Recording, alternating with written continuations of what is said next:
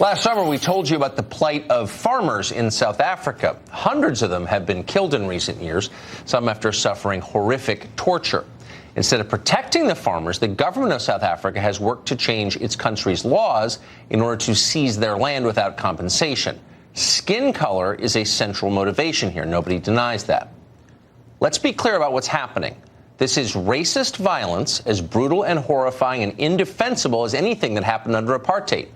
The difference is that this time, the Western media are cheering it on.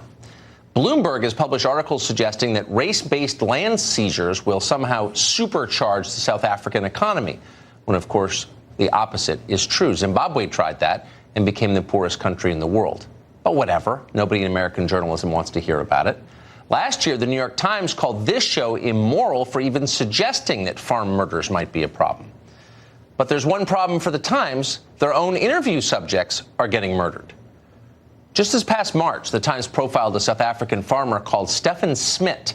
Smith's land had been overrun by a mob that built a shanty town and refused to leave.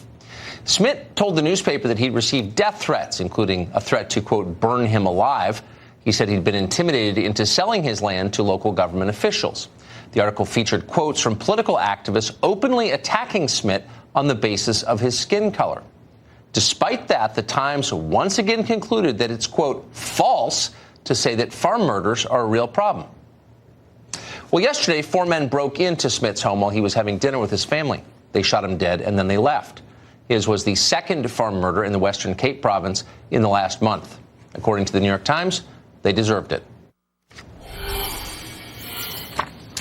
Well, a member in good standing of Wall Street's elite quit his job to travel the country and figure out exactly